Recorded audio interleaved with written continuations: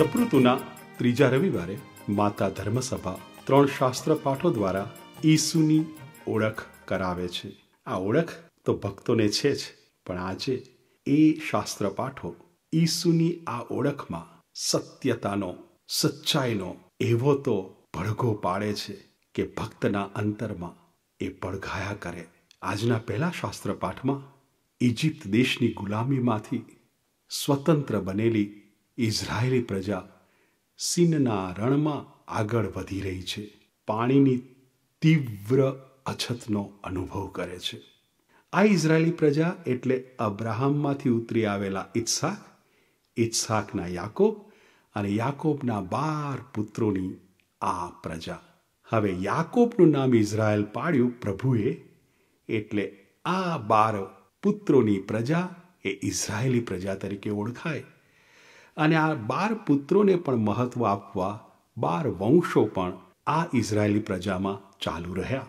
હવે આ 12 વંશોમાંનો એક વંશ એ લેવી વંશ, એમાં જન્મેલો મોશે. અને મોશે હવે નેતૃત્વ પૂરું પાડી રહ્યા છે. આ આઝાદી એની પોતાની સમસ્યા લઈને આવી છે. ઇજિપ્ત દેશમાં તો માલિકો પાણી પૂરું પાડતા હશે, ખાવાનું પૂરું પાડતા હશે. અરે ન પાડતા હોય તો એમની સામે મોં ના ખોલાય.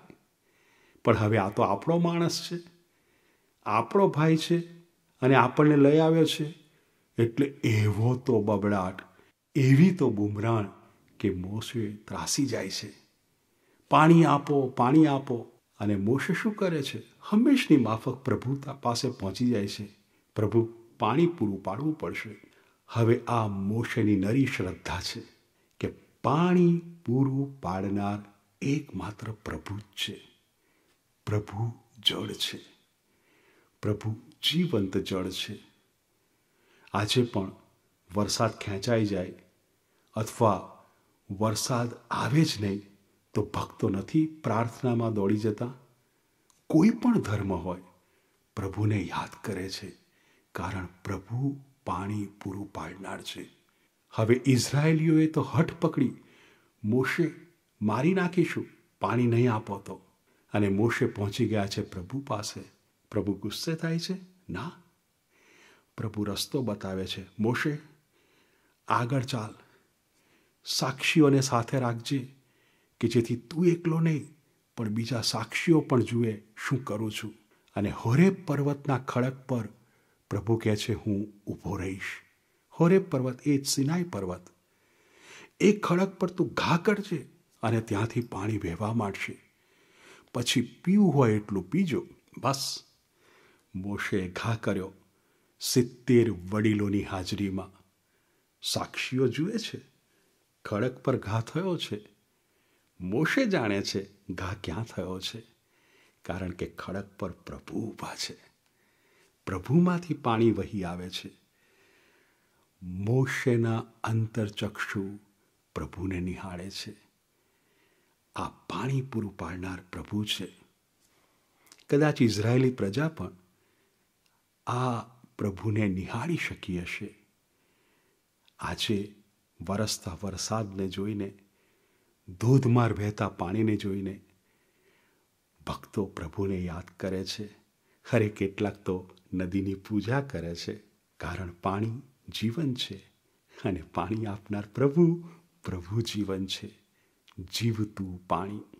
આજના શુભ સંદેશમાં એ પ્રભુ જ તરસ્યા થયા છે. એ પ્રભુ કૂવા કાંઠે બેઠા છે. એટલે ઇઝરાયેલી પ્રજાને તો પાણીની ખરેખર અછત હતી. ઈસુ જે કૂવા કાંઠે બેઠા છે તેમાં તો પાણી છે, પણ ઈસુને કોઈક પાણી કાઢી આપે અને પ્યાલામાં આપે એવી જરૂર છે. આ વિસ્તાર, એ શમરૂન પ્રાંત, એ ગામ સુખાર ગામ, એ કૂવો આજે પણ છે. અને ઈસુને એવું એક પાત્ર મળી ગયું. શમરૂન પ્રાંતની એક બેન પાણી ભરવા આવી અને ઈસુએ પાણી માગ્યું. હવે આ તો દયાકૃત્ય છે. આ શમરૂનની બેન ખચકાઈ કેમ ત્યારે? આ દયાકૃત્ય કરવામાં બેન ખચકાય કેમ? ભલે ને અજાણ્યા હોય, પણ અજાણ્યા હતા, પણ એમનો પહેરવેશ અજાણ્યો નહોતો.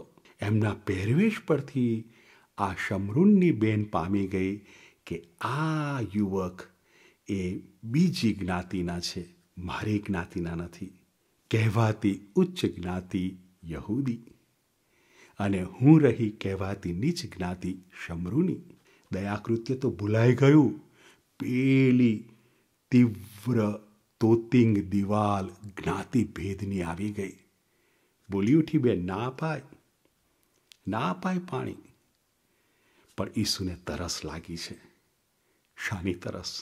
આ બેન જે પોતાને અપમાનિત માને છે એને સ્વમાનથી ભરવી છે. આ બેન જે પોતાને કહેવાતી હલકી જ્ઞાતિની માને છે એ એના અંતરમાંથી કાઢવું છે. આ બેનના અંતરમાં પ્રભુ પ્રેમ વહે છે. બસ એ પ્રેમ વહેવડાવવો છે. ઈસુને તરસ લાગી છે, માટે ઈસુ એ તોતિંગ દિવાલને તોડવાના છે. થશે ઈસુથી આ? તોતિંગ દિવાલ ઈસવીસન પૂર્વે 722 બંધાઈ હતી. શું થયું હતું તે વખતે? આજે 12 વંશો ઇજિપ્ત દેશમાંથી આવ્યા ને, એ ઇઝરાયલ દેશમાં રહેતા હતા ત્યારે 2 ભાગમાં વિભાજિત થઈ ગયા. ઉત્તરમાં 10 વંશો અને દક્ષિણમાં 2 વંશો. અને આ 10 વંશો ને 2 વંશો વચ્ચે બાપે માર્યા વેર. એવા તો વેર બંધાયા કે એકમેકની સાથે કોઈ સંબંધ નહીં. ઈસવીસન પૂર્વે 722 જ્યારે આ ઉત્તરના 10 વંશો પર પડોશના રાજા, ઈરાક દેશના રાજા ચઢાઈ કરે છે, ત્યારે આ દક્ષિણના 2 વંશો મદદ કરવા નથી આવતા. હવે આ ઈરાક દેશના રાજાએ આ 10 વંશોને હરાવી દીધા. હરાવ્યા પછી એ 10 વંશોના બધા પુરુષોને પોતાની સાથે ઈરાક લઈ ગયા. આ ઈરાકના રાજાએ આ 10 વંશોમાં પુરુષ શૂન્યાવકાશ પેદા કર્યો. બસ પુરુષ વિનાની પ્રજા. હવે એ રાજા પોતાના ઈરાકી પુરુષોને આ 10 વંશો વચ્ચે મોકલી આપે છે. હવે તે વખતે આ સમાજમાં સ્ત્રી એટલે સંપૂર્ણપણે પુરુષ પર આધારિત. એક દીકરી તરીકે પપ્પા પર આધારિત, પપ્પા પુરુષ. એક યુવતી તરીકે ભાઈ પર આધારિત, ભાઈ પુરુષ. એક પત્ની તરીકે પતિ પર આધારિત, પતિ પુરુષ. એક માતા તરીકે દીકરા પર આધારિત, દીકરો પુરુષ. હવે જ્યારે પુરુષ વિનાની આ સ્ત્રીઓ પરાયા પુરુષોને પોતાના પ્રાંતમાં જુએ છે ત્યારે એમની પાસે કોઈ આરો નથી, કોઈ ઓવારો નથી, એટલે પરાણે લગ્ન સંબંધ બાંધે છે. એટલે ઈરાકી પુરુષો અને ઇઝરાયેલી સ્ત્રીઓ, આ બેના લગ્ન સંબંધથી જે પ્રજા પેદા થઈ એ વર્ણસંકર. બાપ ઈરાકી, માતા ઇઝરાયેલી. હવે જે દક્ષિણના 2 વંશો છે એ આ 10 વંશોને અશુદ્ધ થયેલી પ્રજા માને છે. અશુદ્ધ થઈ માટે હલકી પ્રજા. ઓળખવી કેવી રીતે? તો એમનું પાટનગર હતું શમરૂન. બસ શમરૂનને કારણે આ બધા શમરૂનીઓ. ઈસવીસન પૂર્વે 722 આ તોતિંગ દિવાલ જણાઈ ગઈ. કોણ તોડશે? ઈસુ એ દિવાલ તોડે છે. બેન, મને પાણી પાને. અરે તમે યહૂદી છો, તને ખબર નથી. હું જે પાણી આપી શકું છું ને એ તને ફરીથી તરસી જ નહીં કરે. તારામાં આ ભાવના રહેશે જ નહીં કે તું શમરૂની છે. તારામાં આ ભાવના રહેશે જ નહીં કે તું કહેવાતી હલકી જ્ઞાતિની છે. ઓહ, તો મને આપો ને પાણી. અને એ બેન પાણી માગતી થાય છે ત્યારે ઈસુ પોતાની ઓળખ આપે છે. હું જ મસીહ છું. જેવી બેનને એ ઓળખ મળી કે એની તરસ મટી ગઈ. એનો ગળો મૂકીને નાથી.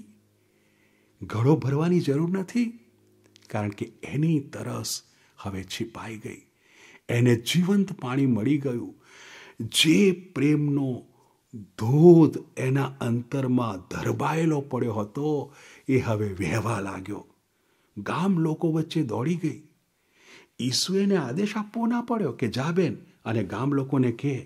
ના, બિલકુલ આદેશ વિના પોતાની મેળે સ્વયંભૂપણે ગામ લોકોને જઈને કહે છે, આવો આવો અને જુઓ જીવંત પાણીના ઝરાને. હું તો તૃપ્ત થઈ છું, તમે તૃપ્ત થાઓ. આજના બીજા શાસ્ત્રપાઠમાં પાઉલ એ જ સત્ય કહે છે. એ કયું પાણી? એ પાણી એ ઈશ્વરનો પ્રેમ. એ પ્રેમ વહેતો વહેતો વહેતો પ્રત્યેક અંતરમાં પ્રવેશે છે.